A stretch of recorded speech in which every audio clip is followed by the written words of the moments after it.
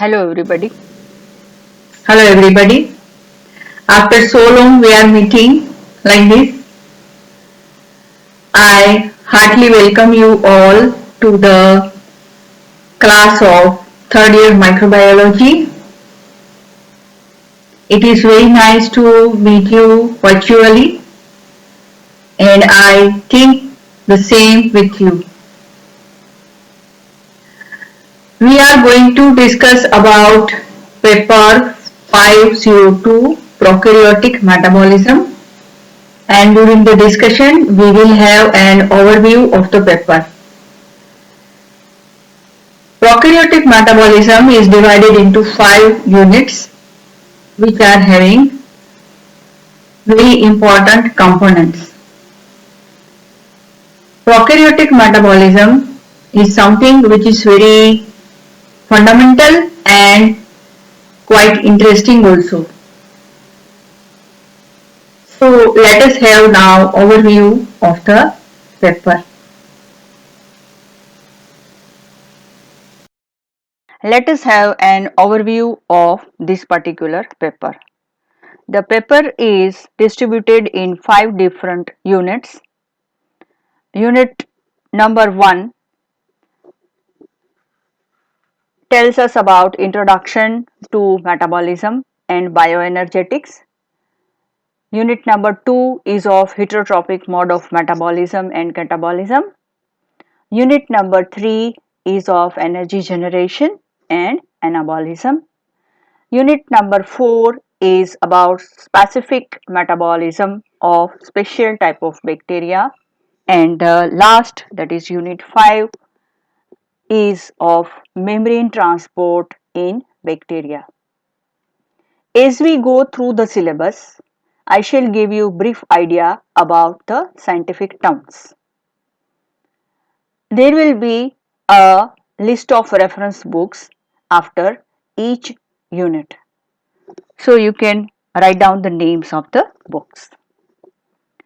So let us now have a look on prokaryotic metabolism. The meaning of prokaryotic is very ancient and primitive. They are unicellular cells, especially bacteria, which are devoid of membrane-bound organelles and well-developed nucleus. Instead of nucleus, they have double-stranded DNA in their structure. Then metabolism. What is metabolism? It is the process by which living cells convert food substances into energy and cellular components.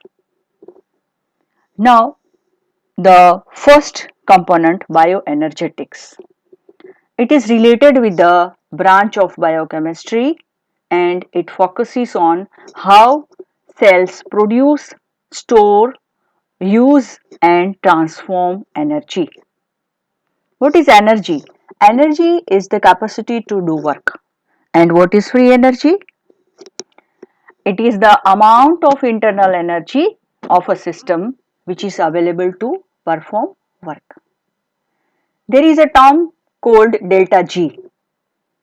It is the change in free energy during a particular chemical reaction in a living cell. The next component is energy metabolism. Energy metabolism includes all the reactions involved in generating ATP from various substances. Then what is ATP? ATP is an organic material, organic compound which provides energy to every living cell. Reducing power. It is an ability of any substance to gain electrons. And because of reducing power in the substances, all the chemical reactions go on in living cells. Next component is non-regulatory enzymes. They are the enzymes which cannot be controlled by feedback. It also includes Michaelis-Menten equation. This equation is a well-known model of enzyme kinetics. It says about the relation of rate of reaction of an enzyme to the concentration of the substrate. And last component is of regulatory enzymes. These are the enzymes which can be controlled by feedback regulation. This is the set of reference books. Now we'll switch over to unit 2. It is heterotrophic mode of metabolism. Unit 2 is divided into 3 components A, B and C. Now let us have look on A, that is catabolism of carbohydrates. Catabolism is a set of metabolic pathways that break down molecules into smaller units to get energy. Now next component, glycolysis. Glycolysis is a pathway which converts glucose into pyruvate via different 10 steps. It releases energy in the form of ATP. It is also considered as the foundation of aerobic and anaerobic cellular respiration. Then comes PPP, pentose phosphate pathway. It is considered as amphibolic pathway. It is also parallel to glycolysis. It converts glucose 6-phosphate into pentoses and NADPH. Then comes ED pathway, Antener-Dundorf pathway. It is found in aerobic or anaerobic gram-negative bacteria. It is alternative to glycolysis and it converts hexoses into pyruvate. Next comes citric acid cycle, TCA cycle or Krebs cycle. It is divided into 8 different steps which harnesses the available chemical energy of acetyl-CoA into reducing power of NADH. And last one is glyoxylate cycle. This cycle uses acetate as an energy-rich compound and source of phosphoenol pyruvate for carbohydrate synthesis. Component B, catabolism of proteins and amino acids. It takes place by using various enzymes like decarboxylases, amino acid deaminases and amino acid transferases. It includes Stickland reaction. This reaction is generally found in Clostridia-like bacteria. It uses amino acid as source of energy and hydrogen donors and it carries out substrate level phosphorylation. Component C, catabolism of lipids. It is divided into 2 main pathways, oxidation of fatty acids and beta oxidation.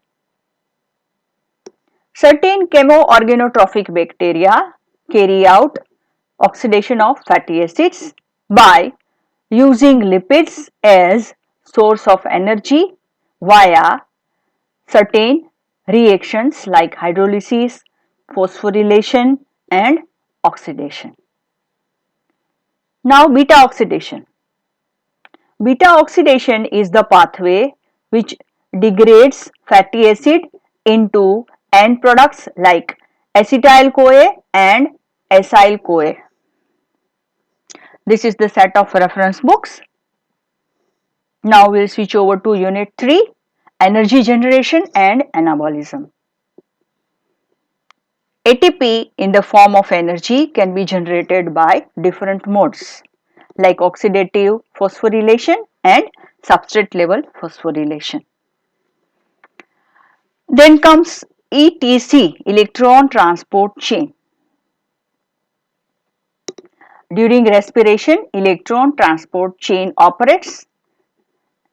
It starts with electron donor, it continues with electron carriers and it ends with electron acceptor.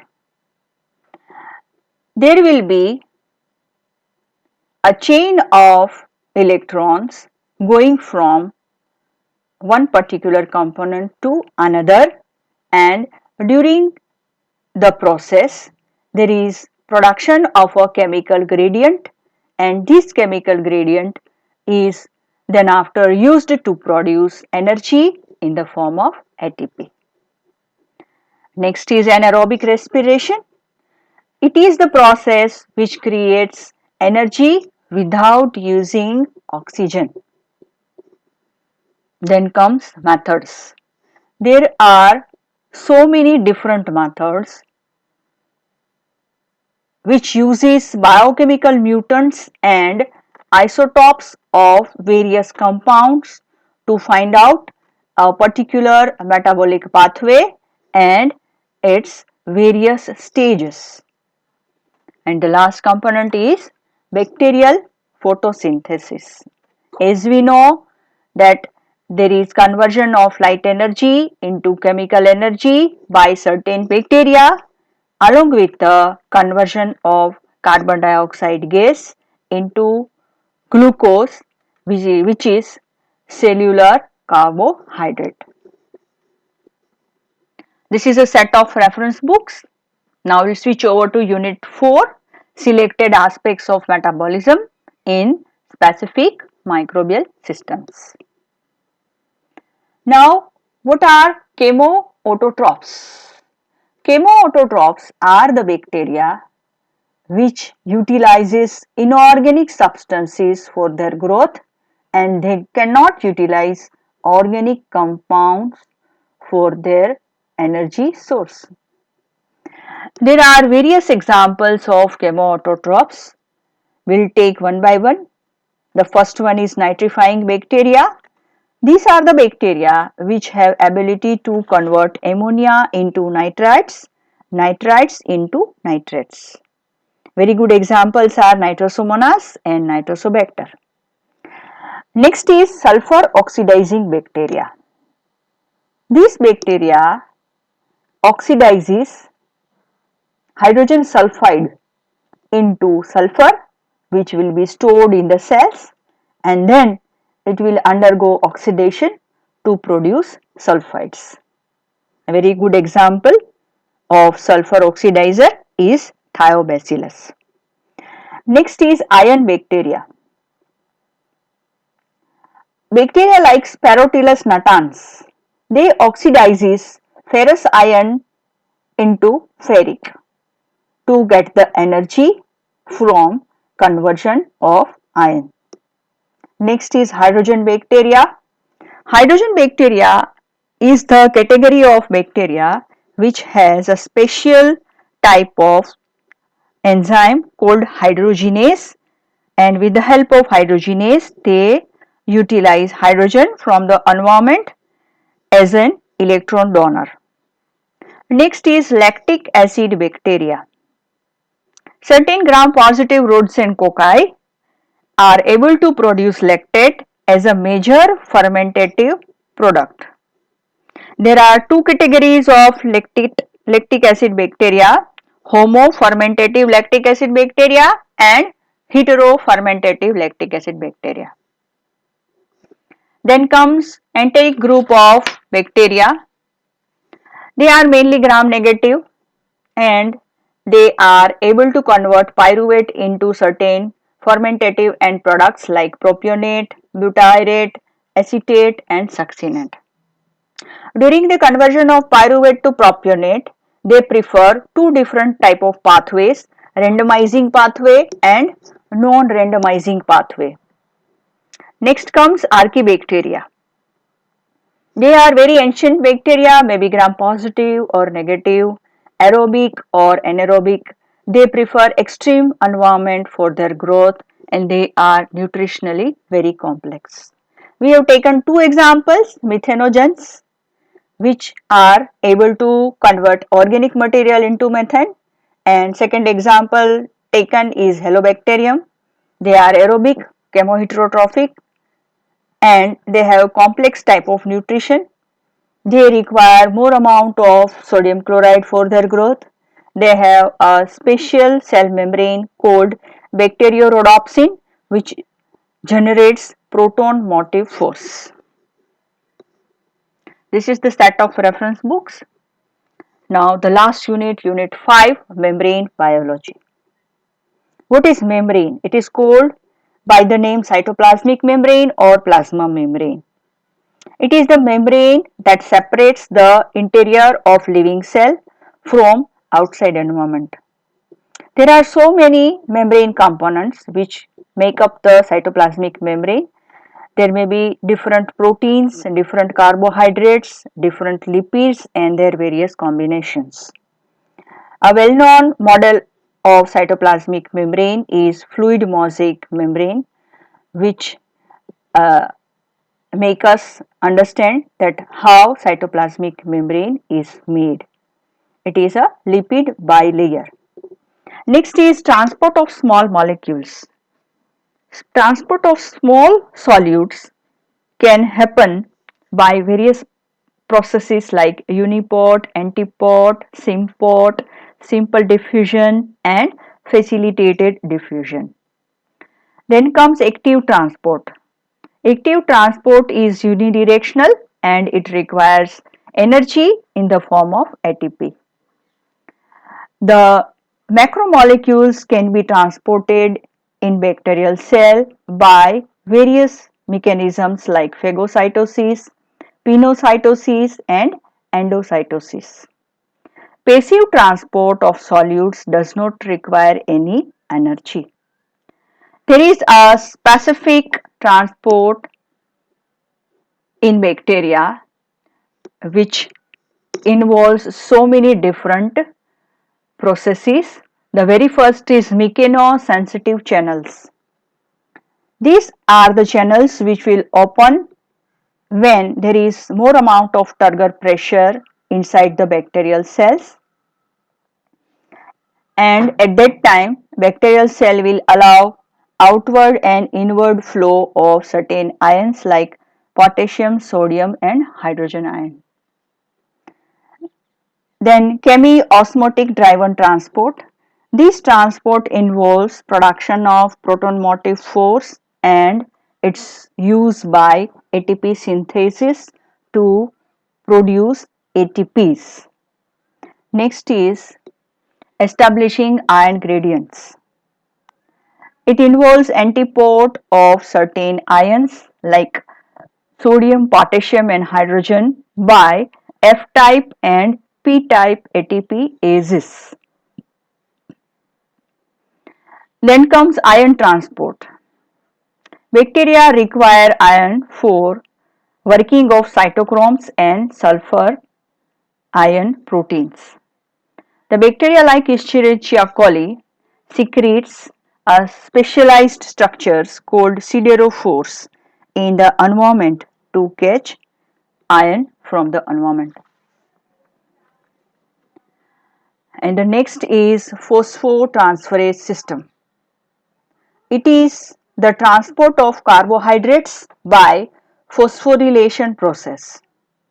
It is group translocation of carbohydrates which are energized by phosphoenol pyruvate. Next is quorum sensing.